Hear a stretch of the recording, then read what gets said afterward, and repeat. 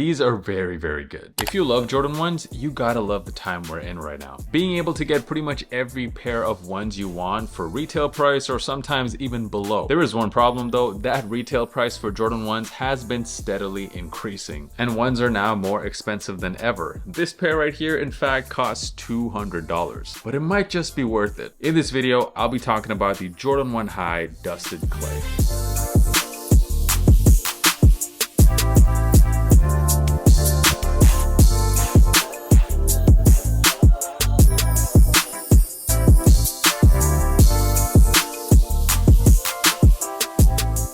So these released on March the 6th for a retail price of $200 or 200 euros, which of course is $20 more than the regular retail price of ones. And officially it is a woman's release, but the good news for all the men looking forward to this shoe is that they did release in a full size run, including men's sizes. This is a prime example, by the way, of women seeming to get pretty much all of the really nice Jordan colorways, and men usually complaining about not having them in enough men's sizes. They typically stop in a men's 10.5.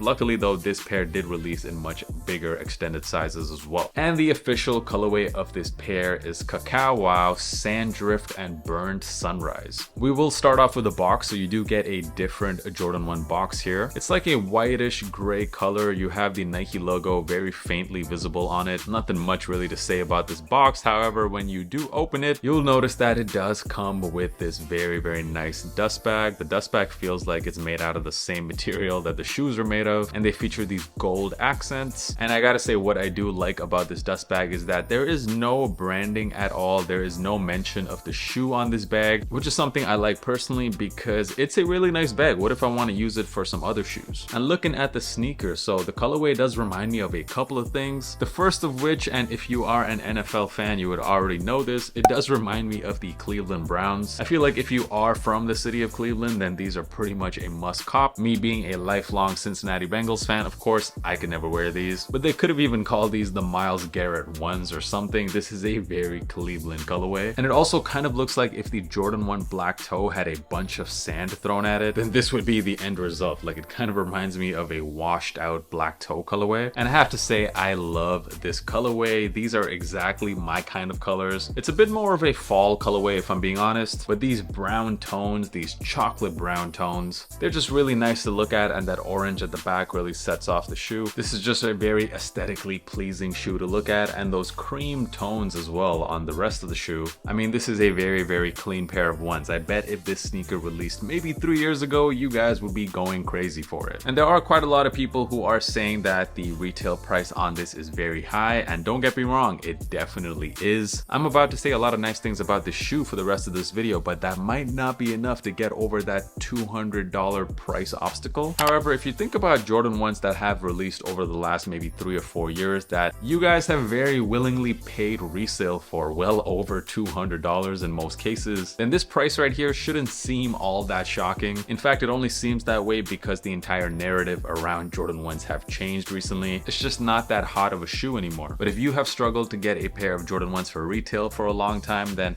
you might be willing, or more than willing in fact, to pay $200 for such a nice quality pair like this. And speaking of the quality, and I can only assume this is why Jordan Brand charged a premium for this shoe, because the quality of the suede on this is so soft and so buttery. It definitely feels like a very premium Jordan 1. At least for me, this is one of the best quality Jordan 1s we've seen in many months. You also get this satin lined ankle collar, which is done in that same chocolate brown or cacao wow color. The insole on this pair is done in orange with some brown details, and also the tongue of the shoe is done in this satin material, and it has kind of like a tan creamish color to it. And if there was maybe one thing I could change about this shoe, it would be this tongue. I don't know why we needed a satin tongue here. I would have honestly just preferred a regular mesh tongue, maybe because it is in fact a women's release, and a lot of the women's releases in fact have satin as a material used on the Jordan 1s. I don't mind the tongue all that much, but I'm sure for a lot of you guys out there, this satin tongue might just be a deal breaker for you. Let me know in the comments, what do you guys feel about it? You also get this Jordan hang tag, which seems to be made out of suede, and it's done in that cacao wow color. And you do get 2 pairs of laces here. So the standard pair is this cream set of laces. Well, it's kind of more of like a cream tan color, and it matches of course the upper of the shoe and the tongue.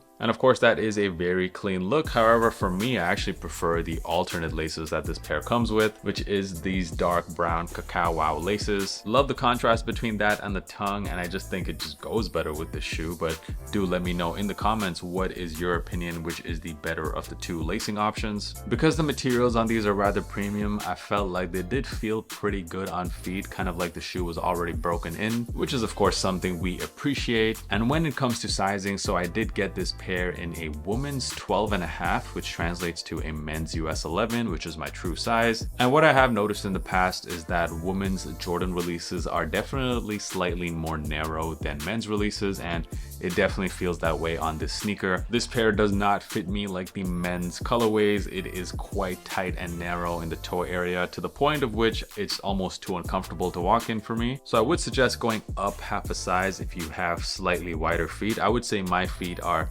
not exactly wide feet, but they are slightly wide. And just to give you a bit of reference, so I go with my true size in most men's Jordan 1s, as well as the Jordan 4 and the 3s as well. I go true to size also in Nike Dunks. I go a half size down in the Air Force 1. The fit is overall a bit weird on the shoe, I have to say, because it does feel fine from a length perspective. There's enough room near the toes. It's just this middle section right here which feels very narrow, but I guess it was designed to fit women's feet, so I'm pretty sure that explains why. So maybe I would suggest you guys going up half a size to get the best fit. There is pretty much little to no resale value on this shoe, so I'm not going to spend too much time talking about this. However, just keep in mind that the men's sizes were produced in much lower quantities than women's, so I would not suggest sleeping on the sneaker if you wanted it. Yes, they might go on sale in the future. However, I feel like by then the men's sizes are probably going to be sold out already. Overall, the Jordan 1 Dusted Clay, I think this is an excellent colorway of the Jordan 1, and just some really nice materials as well. If you are a fan of the Jordan 1, then you will definitely love these materials. Is it worth $200? Now, if you ask me personally, I don't think so. When you compare the technology used on this shoe with some other shoes that you can get for $200, well, yeah, this does seem a bit overpriced. But at the end of the day, a shoe is worth however much you are willing to pay for it. And like I said earlier, if you have had a hard time getting Jordan 1s for retail, then paying $200 for these shouldn't be that big a deal. So do let me know in the comments, what do you guys feel about the Jordan 1 Dusted Clay? And of course, if you found this video useful, hit that subscribe button. You know how much that helps me out. And also drop a like so this video gets pushed to more people. Instagram, that is where I am the most active, and I'm also dropping quite a lot of content on my TikTok, so leaving links to both of those in the description of this video. And also, if you're looking for some easy listening content, make sure you check out the Kickback Sneaker Pod.